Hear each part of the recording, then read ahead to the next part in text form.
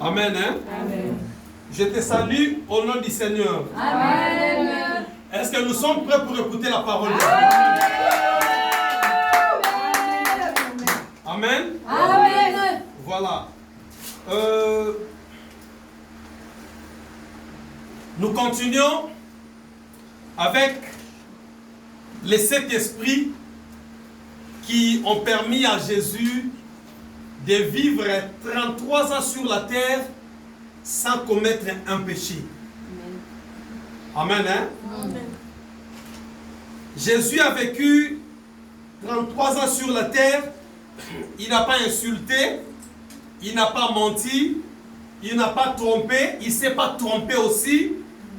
Amen. Hein? Amen. Mais il n'a rendu que des bons services aux gens. Yes. C'est grâce à ces 7 esprits que nous avions commencé à développer depuis un certain temps. Amen. Amen. Et aujourd'hui, nous prenons l'esprit de la connaissance de Dieu. Amen. Amen. Hein? Amen. L'esprit de la connaissance de Dieu. Nous avions vu dans le livre d'Ésaïe 61, verset 1, la Bible dit, puis un rameau sortira du tronc d'Isaïe, et un rejeton naîtra de ses racines. Vous avez ces versets avec vous. On a parlé de 2 Timothée 1, verset 7, d'où la Bible dit, car ce n'est pas un esprit de timidité, ce n'est pas un esprit de timidité que Dieu nous a donné, mais un esprit de force, d'amour et de sagesse. Amen. Hein? Amen. Et nous avions vu là-bas les 7 esprits qui ont permis à Jésus, les 7 esprits qui ont permis à Jésus de vaincre le monde, Amen. de vaincre la vie et de vaincre le quotidien. Amen. Hein? Amen. Et aujourd'hui, nous voulons parler de l'esprit de la connaissance. Amen. Amen. La connaissance de Dieu. Quelqu'un qui se dit un enfant de Dieu doit connaître ses dieux. Amen. Amen. Parce que si tu te dis que tu es mon enfant, c'est que tu me connais. Oui. Ce n'est pas le Père qui présente le Fils, mais c'est le Fils qui présente le Père. Amen. Le papa ne te dira pas que c'est mon enfant, mais c'est l'enfant qui te dira que c'est mon Père. Donc, c'est-à-dire que l'enfant aura l'esprit de son Père. L'enfant présentera son Père. Donc, nous connaissons Dieu parce que Jésus nous a présenté Dieu. Et aujourd'hui, Jésus nous dit que c'est moi qui connais et je vous le présente. Mais en réalité, les êtres humains ne connaissent pas Dieu. Nous ne connaissons pas Dieu. D'abord, la connaissance vient du verbe connaître. Amen. Amen. Et par définition, connaître, c'est faire une image de quelqu'un ou de quelque chose. Quand tu dis que je connais, ça dit que tu te fais une image de la personne, mais en réalité, cette personne, tu ne la connais pas. Donc, nous ne connaissons pas Dieu. Nous prions un Dieu que nous ne connaissons pas. Mais nous avons une image de ce Dieu. Nous faisons une image de Dieu.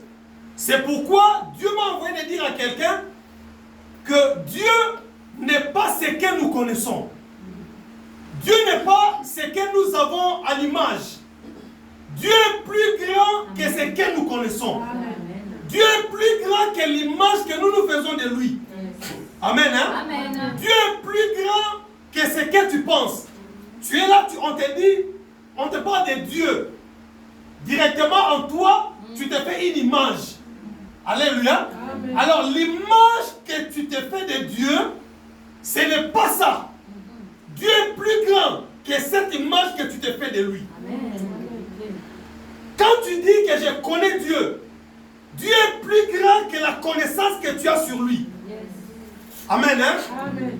Parce que celui qui connaît Dieu fais ce que Dieu veut. Amen. Si tu connais Dieu, tu ne feras pas ce que tu fais. Si tu connais Dieu, tu ne te comporteras pas comme tu te comportes. Si tu connais Dieu, tu ne parleras pas comme tu parles. Parce que Dieu est plus grand que ce que toi tu dis. Amen. Alléluia. Amen. Dieu vit dans le ciel. Dieu ne réside pas sur la terre. Et Dieu ne porte pas la chair humaine. Il nous a créés avec la chair humaine, mais lui-même n'est pas chair humaine. Ça dit que pour connaître Dieu, tu dois entrer en esprit pour connaître ce Dieu. Donc nous faisons une image de Dieu. Et Dieu a interdit aux habitants de la terre, il a interdit aux humains de ne jamais faire une image à sa personne. On est ensemble? Amen. Je répète, nous ne connaissons pas Dieu. Nous prétendons connaître Dieu. Et Dieu a interdit formellement. Il a dit aux humains, personne sur la terre ne taillera une image à ma personne. Personne sur la terre ne taillera une image à la personne de Jésus. On peut lire ça? Oui. Exode 20, 4 à 5. Exode 20, 4 à 5.